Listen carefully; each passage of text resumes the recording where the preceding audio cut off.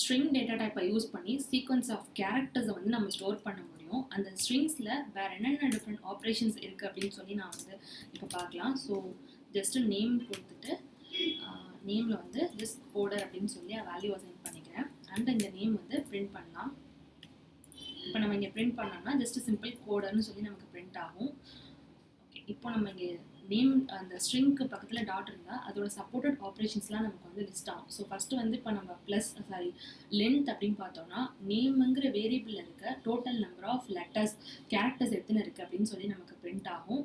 And dot upper case நம்ம கொடுக்கலாம். So Appar கேஸ்னால் இப்போ நான் சி மட்டும்தான் அப்பர் கேஸில் கொடுத்துருக்கேன். பட் டாட் அப்பர் கேஸ் கொடுக்கும் போது கம்ப்ளீட்டாக எல்லாமே அப்பர் கேஸில் பிரிண்ட் ஆகும். சேம் அப்படியே ஆல்டர்னேட்டிவ் இதுதான் லோயர் கேஸ் கொடுத்தோம் அப்படின்னா இப்போ நம்ம வந்து சியும் வந்து லோயர் கேஸில் நமக்கு வந்து பிரிண்ட் ஆகும். அண்ட் இப்போது நேம் அப்படிங்கிற பர்டிகுலர் வேரியபிளில் இருக்க இண்டெக்ஸ் 0th இண்டெக்ஸை மட்டும் பிரிண்ட் பண்ணோம் அப்படின்னா இந்த 0th இண்டெக்ஸ் அப்படிங்கிறது 0லேருந்து இங்கே ஸ்டார்ட் ஆகும். ஸோ சியை பாயிண்ட் பண்ணும். ஸோ சியில் இருக்கிறது நமக்கு பிரிண்ட் ஆகும். ஸோ 0, 1, 2, 3, 4. ஸோ 0 to 4 வரைக்கும் அந்த நேம்ங்கிற வேரியபிளில் நமக்கு இருக்குது. ஸோ இப்போ ஃபார் எக்ஸாம்பிள் 4th இண்டெக்ஸை பாயிண்ட் அவுட் பண்ணோம்னா இப்போ ஆர் அப்படின்னு சொல்லி நமக்கு பிரிண்ட் ஆகும். And name dot is empty. So is empty அப்படின்னா லைக் இது வந்து ஒரு பூலியன் வேல்யூ தான் நமக்கு வந்து ரிட்டர்ன் பண்ணும். இப்போ நேமில் வேல்யூ இருந்தது அப்படின்னா ஃபால்ஸுன்னு ரிட்டர்ன் ஆகும், இல்லை அப்படின்னா ட்ரூன்னு ரிட்டர்ன் ஆகும். ஃபஸ்ட் நம்ம இந்த செட் ஆஃப் ஆப்ரேஷன்ஸ் மட்டும் ரன் பண்ணி அவுட்புட் பார்த்துடலாம். ஸோ ஃபஸ்ட்டு நம்ம ஜஸ்ட் நேம் மட்டும்தான் பிரிண்ட் பண்ணோம். அண்ட் நேம்ங்கிற வேரியபிளில் இருக்க டோட்டல் லென்த் என்ன, அண்ட் தென் அதோட இது வந்து கேப்ஸில் பிரிண்ட் ஆயிருக்கு, லோயர் கேஸ் அண்ட் சீத். இண்டெக்ஸ் வந்து 0ன்னு கொடுத்துருக்கிறதுனால சி வந்து அங்கே பிரிண்ட் ஆயிருக்கு. இண்டெக்ஸ் 4ன்னு கொடுத்துருக்கிறதுனால ஆர் பிரிண்ட் ஆயிருக்கு. ஸோ இங்கே வந்து நேமில் வேல்யூ இருக்கிறதுனால இஸ் எம்டிங்கிறது வந்து நமக்கு வந்து ஃபால்ஸ் ரிட்டர்ன் பண்ணியிருக்கு. ஃபார் எக்ஸாம்பிள் நான் ஜஸ்ட் இங்கே ஒரு எம்டி ஸ்ட்ரிங்லாம் கொடுக்குறேன் அப்படின்னா நமக்கு வந்து அது ட்ரூன்னு ரிட்டர்ன் பண்ணும். ஸோ இங்கே வந்து நமக்கு வந்து அது எம்டியாக தான் இருக்குது அப்படின்னு சொல்லி ட்ரூ ரிட்டர்ன் பண்ணியிருக்கு. ஸோ இதெல்லாம் தான் ஒரு ஃபியூ ஸ்ட்ரிங்ஸை யூஸ் பண்ணி பேசிக்காக பண்ணுற ஆப்ரேஷன்ஸ் இதெல்லாம் தான். அண்ட் நம்ம இப்போ வந்து ஸ்ட்ரிங் டெம்ப்ளேட் பார்க்கலாம். ஸோ ஸ்ட்ரிங் டெம்ப்ளேட் தான்.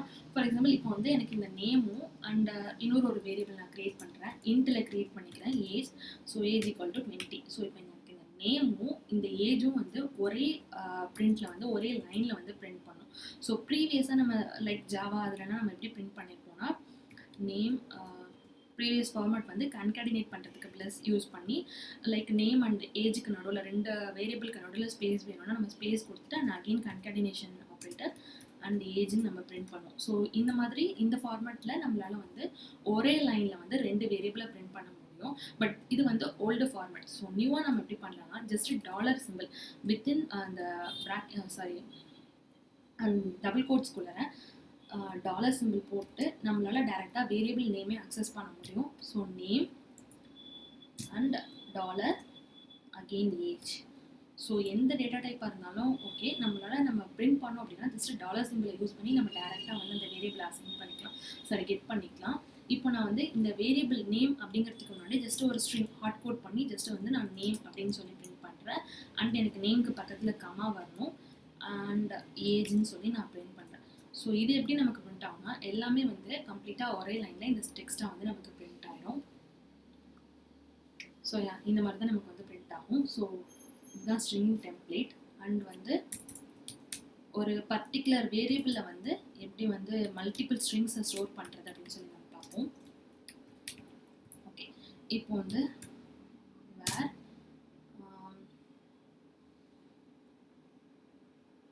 டிஸ்கிரிப்ஷன் நம்ம கொடுத்துக்கலாம்.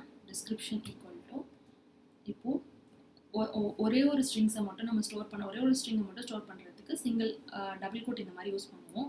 ஸோ இதுக்கு வந்து நம்ம அகெயின் ஒரு கோட் கொடுத்து 3 கோட்ஸ் யூஸ் பண்ணுவோம். 3 கோட்ஸ் யூஸ் பண்ணி ஜஸ்ட் என்டர் நம்ம கிளிக் பண்ணோம்னா இப்போ வந்து ஹலோ லைக் அகெயின் வந்து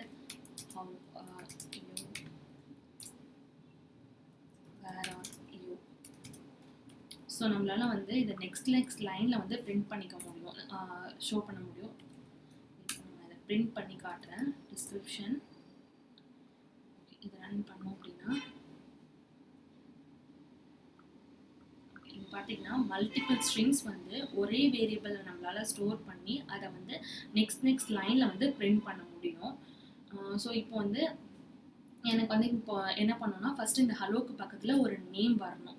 ஸோ அந்த நேம் வரணும் அப்படின்னா என்ன பண்ணலாம்னா இங்கே ஜஸ்ட்டு வந்து நேம் இங்கே டேரெக்டாக கொடுக்காம அது வந்து நான் பிரிண்டில் தான் நேம் பண்ணுவேன். பட் ஹலோக்கு பக்கத்தில் எனக்கு டேரெக்டாக நேம் வரணும். ஜஸ்ட்டு $s கொடுத்துட்டு அண்ட் இங்கே டாட் ஃபார்மேட் நம்ம கொடுத்தோம்னா இந்த ஃபார்மேட்டில் வந்து நமக்கு என்ன வேணுமோ கொடுத்துக்கலாம். லைக் கோடர் ஹலோ கோடர் அப்படிங்கிறது பிரிண்ட் ஆகும். இப்போ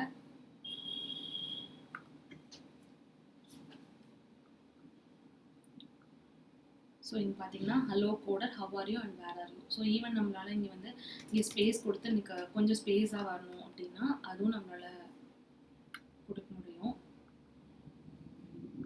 ஸோ யா லைக் திஸ்.